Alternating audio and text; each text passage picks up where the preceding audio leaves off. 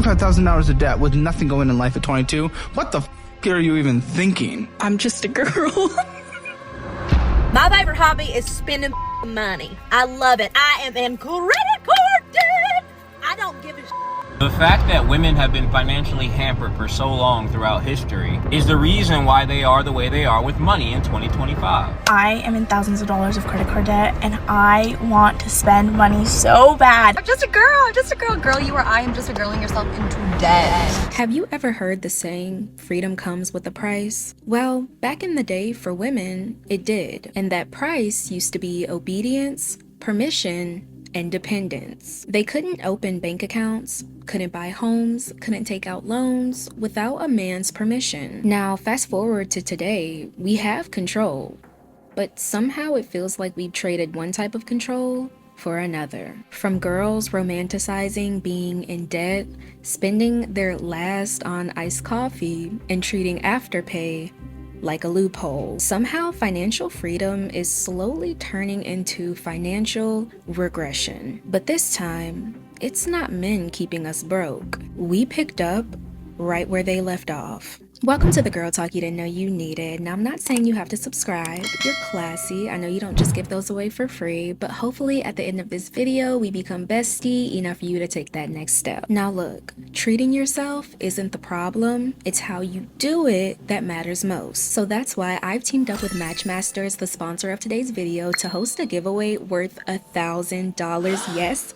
you heard me right. One of my classy besties is winning an iPad, a Dior makeup set, a Kayali perfume set, one of the coziest blankets I've ever owned, and a $200 Sephora gift card. No girl math included. Now, if you've never played Matchmasters before, it's a free, super fun match 3 game where the goal is to match 3 pieces of the same shape or color, which makes it competitive in the best way. Now, I love playing because it keeps my brain entertained and focused without wasting time scrolling on social media all day. So, the part you've been waiting for, here's how you can enter the giveaway. All you have to do is play 1 game to enter. Once you download the game using the link in the description, you'll automatically unlock the star race giveaway. Then you'll have 7 days to earn as many stars as you can by playing. In the 3-day final round, whoever earns the most stars wins the giveaway. So go ahead and download Matchmasters now using my link. That is the only way you'll be entered, and share it with everyone you know so they can join too. Again, that's Matchmasters, available for free on iOS and Android. One of you will be walking away with an iPad, Dior, Sephora, and so much more. So go play your first game and good luck. Big thank you to Matchmasters for sponsoring this video and for spoiling my besties responsibly. There was a time when freedom for women meant being able to just touch money. And honestly, when you think about it, it's not that much different from today. The only difference is, back then, women didn't just get the short end of the stick. They got no stick at all. Who manages the money in your household? Chances are it's the man. Until the 1970s, women, even those with college degrees and high-paying jobs, couldn't get their own credit cards in their own names if they were married. So Mrs. So-and-so would be on the credit card. And what that meant was that the credit history accrued only to him. From the early 1900s and up, it was a man's world. Women had no legal or financial independence, and married women were basically their husband's property, meaning once you were married, your whole legal identity was tied to a man's. Once married, a woman lost all rights to property. If she had inherited property, it went automatically to her husband, and he could use it. It might technically belong to her, but she had no right to control it, and he could do anything he wanted with it. I'm sorry, but did the government think women were dogs back in the day? It wasn't that long ago that women of all races and men of color were objects. They were owned like tables and chairs. They were not people, they were not citizens, they were not voters. It wasn't until the 1940s, during the Great Depression and World War II, that the government started to look at women as a bit more useful. Women were pushed to work in factories, hospitals, farms, just to keep the country running while men were at war. Men were sent off to fight overseas. Not only did they leave their families and a life of safety, but also they left their jobs. Who would take over? Women. Women entered these job roles that men once occupied, giving them their first chance in the workplace. They began to live for themselves, as opposed to relying on men. But the money they worked for still wasn't treated as theirs. Their credit lines, paychecks, and loans were still controlled by a man's yes or no. Now, after the war, 1950s women were pushed back into the home, and the glamorized housewife lifestyle was on the rise. If the image of a woman during World War II was Rosie the Riveter, the 1950s female ideal became Susie Homemaker. The same women who were often encouraged to work in the factory to support the war effort were now urged to demonstrate their patriotism by staying home. If you look at the difference between the way the magazines portrayed women in the 40s and magazines portrayed women in the 50s, you can see a huge propaganda effort took place to convince women that their place was in the home, that they didn't want to wear overalls, that really you were much more fulfilled if you could cook a good dinner than if you could make a wing on an airplane. They may not have had the same freedom compared to a man, but what women back in the day did have was creativity. They made small luxuries feel special, home-cooked meals, hand-sewn dresses, saving coupons just to stretch what little control they had. More often than not, it is the woman who holds the family purse strings to stretch out the family paycheck, making our money reach out to cover more of our needings or wantings and luxuries. There was a kind of discipline back then, not always by choice, but because they had to. But eventually, that discipline turned into frustration. By the time the 1970s came around, women were tired. Tired of asking for permission, tired of being treated like dependents instead of adults. They all told her, do this, do that. Be her. No, be her. Is it any wonder that the average American woman was up to here with advice? But the 70s became her times. She began to pick and choose which advice she would and would not listen to. And now, she's nobody's baby.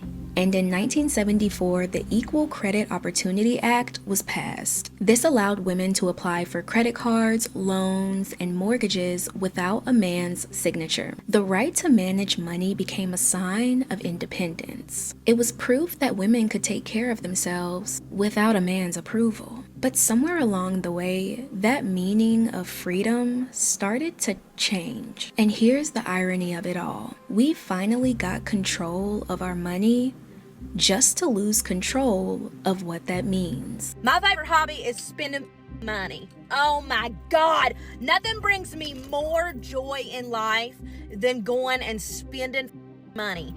I love it. Fast forward to today, women, we got exactly what we wanted, but what we do with it is another story. Instead of a man managing our money, we're managing our own destruction. Today, we live in the age of girl math, where bad spending habits aren't frowned on, they're trending. This is girl math. So I bought this purse for $38, which means it was $30. Round down, not up. What is your girl math? If you have cash money and card money, if you spend the cash one, it doesn't count because it's cash. So it won't fall in your bank account. That is so true. Cash is always free. What is your girl math?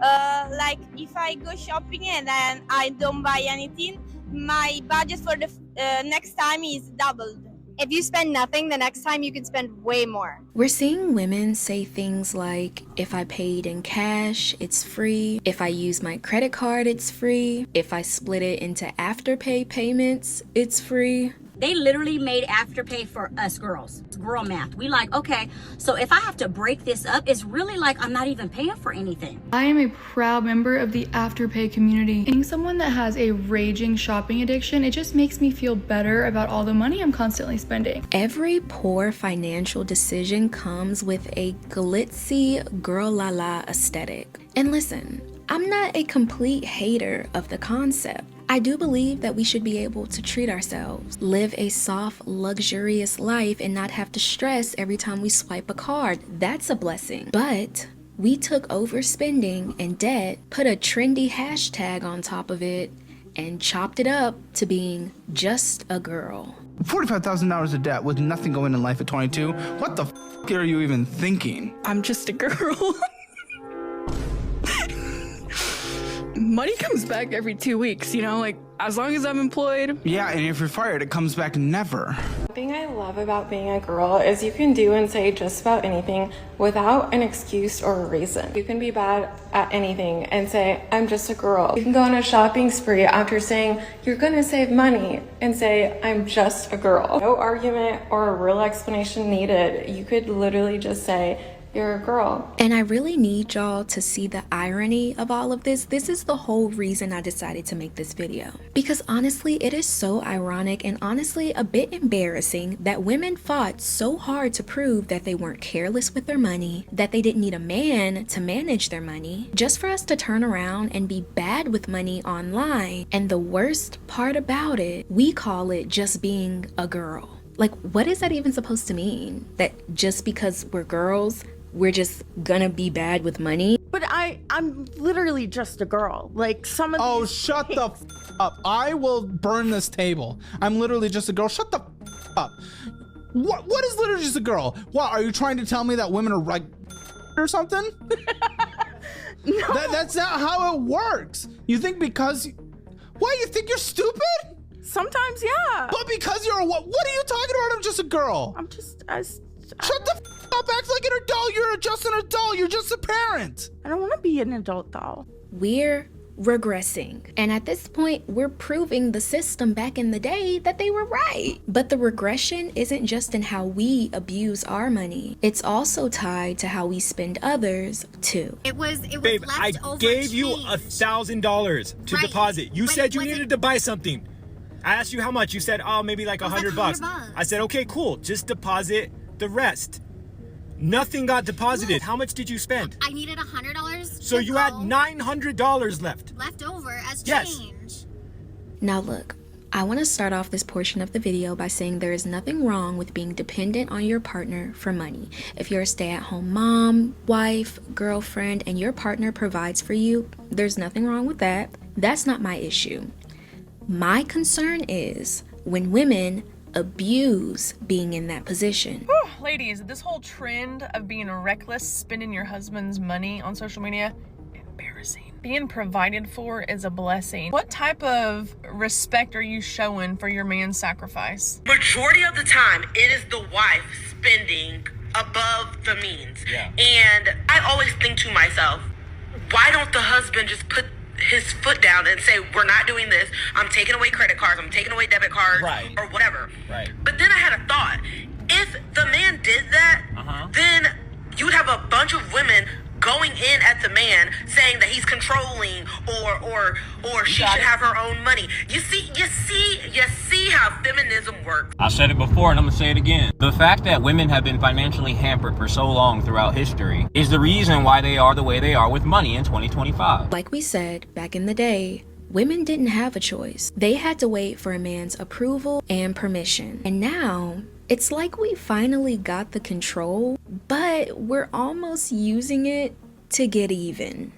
Hear me out. You'll see women maxing out their partner's credit card, draining bank accounts, being secretive with shared money. Obviously, I don't, because you maxed out my credit card. If I did, it wouldn't be an issue. You just being stingy. And Stingy? You don't wanna, I just picked up a new job. What do you mean stingy? We listen and we don't judge. Sometimes I use the credit card for a purchase, and then when you ask me where the charge came from, I say I don't know, but I really... Why though? This is my tutorial on how to shop without your husband finding out. Sometimes we get packages that I tell you is PR, but it's actually stuff I've ordered. You what? How many things? No. And I get it. I do. Because for so long, we weren't allowed to spend any of that money without the men saying yes or no, right? So now that we finally can, it's almost like a lot of women are spending in the name of financial reparations. Every swipe feels like payback for the times they couldn't. It's like we're swiping for the ancestors. We are getting our get backs, okay? But in all seriousness, okay, as crazy and as silly as some of you may think it sounds, it makes sense. Get your butt up and go spend your husband's money. It seems like nobody wants to spend their husband's money these days. That's so true. I'd be crazy to say that the reason women are being immature with money is only to get payback against men. There's a bigger issue underneath all of this, one that has less to do with men and more to do with what we've turned womanhood into. As women, we need to shop to survive. Shopping is literally instinctive to who we are. It's in our ancestral DNA. History will tell us that men went out to hunt and women went out to gather. Somewhere along the way, being a woman started to look like shopping. I feel like as a girl, if you sad, all you gotta go do, this gonna sound crazy, is go spend some money, go get your hair done, go get something to eat. A serious question, if you are a girl who doesn't care about shopping, clothes, any of that, like, what are you thinking about? The modern version of womanhood is built on shopping, hauls, unboxings, get ready with me's with products worth thousands of dollars. So, I blacked out. 5,900. Every day on the 3,650. Oh my god. 3,200. This bag is more product. 1,923. This is one of the coolest. 3,750. Really comfy, casual. 2,050. Heavier, which is 2,650. 1,890. 1,150. 1,520. It's a flat. 975. Are you kidding me? 2,681. 530. 1,120. 850 and 995. 3,300. 862. 995. 775. 2,650. 11,500. 2,750. 59,136, and that's just for part 1 of 2 videos. Coming back home from vacation as an influencer is honestly the best feeling ever because look at all these packages. This makeup look costs over $2,200. You are probably gonna hate me after you watch this video because I'm about to make you drop a bag. And it's not just on social media. We've seen it growing up in movies and TV shows. The main character always had a credit card that was ready to be swiped. Let's be real, we all wanted to be like London Tipton. It's been an hour and I haven't bought a thing.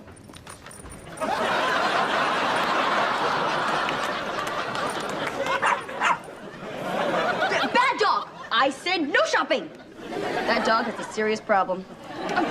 You are so busted. It's just, there's so many beautiful things out there to buy. How can you possibly resist them? I have no money. Well, some of us aren't that lucky. Give me your credit cards.